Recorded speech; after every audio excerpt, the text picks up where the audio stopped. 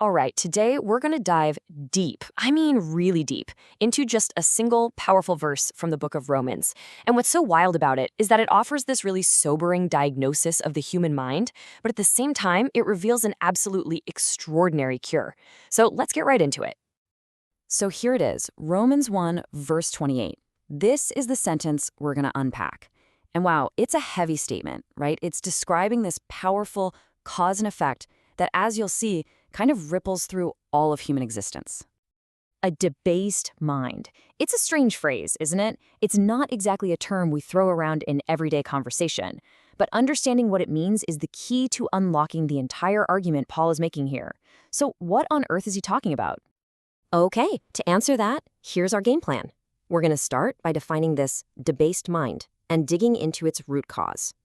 Then we'll trace the downward spiral it creates before, and this is the good part, we look at the incredible divine reversal and the ultimate cure, having the mind of Christ. First up, the diagnosis itself. To really get what the Apostle Paul means by a debased mind, we have to kind of step back in time, into the world he was speaking to. So Paul was writing this letter to believers in Rome, the very heart of the empire. This was a world that was so proud of its philosophical brilliance and its intellectual freedom. It was filled with magnificent temples to all these different gods. But, just beneath that polished surface was a really deep moral and spiritual corruption. The original Greek phrase is adokimon noun, and this is so important. Adokimon means something that's been tested and found wanting, like a counterfeit coin that gets rejected. So this isn't about a lack of intelligence or IQ, not at all. It's describing a mind that has failed the most fundamental test there is, the test of moral discernment. It just can no longer tell right from wrong in a way that lines up with its creator. So the big question is, how does a mind even get to this state? Well, the text is actually super clear on the cause. Let's take a look at the root of the problem. And this is an absolutely crucial distinction. The verse says they did not see fit to acknowledge God. This isn't about simple ignorance or people who never had a chance to know. No, it's describing a conscious choice, a willful decision to dismiss and reject the knowledge of God that was, according to Paul, right there in front of them. This quote just nails the depth of the issue. See, sin isn't just about breaking some rules. At its very core, it's a rebellion of knowledge, an epistemological rebellion. It's the creature looking at the creator and saying, nope, I will not let you define reality for me. I'll decide what's true for myself.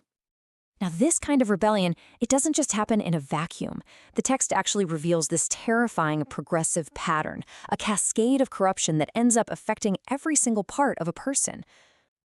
Okay, what's so fascinating here is the pattern in the original language. 3 different times, Paul repeats this phrase, God gave them up. And it's a progression, a descent. First, he says, to bodily impurity. Then it goes deeper, to dishonorable passions. And finally, the climax of this whole downward spiral, God gives them up to a debased mind, the very core of their reason and their spirit. It's a complete, top-to-bottom thing. And here it is, the tragic endpoint of that descent. The mind, the very faculty that was meant to know and worship God, well, after rejecting its whole purpose, it becomes broken. It loses its ability to function correctly. And not just about God, but about everything. The moral compass is just shattered. Man, that is a profoundly dark diagnosis. It's heavy stuff. But the story doesn't end there in the darkness. In fact, this whole descent is what sets the stage for the most stunning reversal you can imagine, God's divine intervention. And this right here just lays out the logic of the gospel so perfectly. On one side, you have the problem. Human rejection leads to God giving them up to their own choices, and the result is total chaos. But then, on the other side, you have God's solution. And get this, instead of giving humanity up, God gives his own son. It's the same idea of giving, but it's used in a completely opposite redemptive way that leads to life and peace. It's incredible. This is where Jesus enters the story as the perfect substitute. He succeeds in the exact places where humanity failed. His mind, it remained perfectly in sync with God's. His obedience never wavered, and his wisdom became the light that just pierces through our darkness.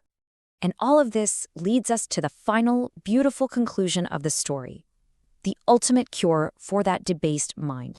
And we're not just talking about a patch or a quick fix. This is a complete and total restoration. This chart kind of visualizes the whole journey for us. We start with just natural human reasoning, which is already in a fallen state. Then you hit rock bottom with a debased mind. But here's the amazing part. The gospel doesn't just bring us back to where we started. It elevates us to an entirely new place, sharing in the very mind of Christ. Just look at how complete this reversal is. Every single aspect of the corruption is specifically healed and turned around. The debased mind is made new. Reprobate or rejected reason becomes redeemed understanding. The twisted logic of sin is healed by the pure wisdom of God. So, the crucial point, the main takeaway, is this. The gospel is about restoring us to our true sanity. It brings us back to what we were made for in the first place, to have a mind that can truly know God, a heart that can truly love Him, and an intellect that can actually begin to think His own thoughts after Him. And that leaves us with one last vital question to think about. I mean, if this divine cure is real, if this whole reversal is actually possible, then what does it really look like day to day to think not with a debased mind, but with a renewed one? What does it mean to truly have the mind of Christ?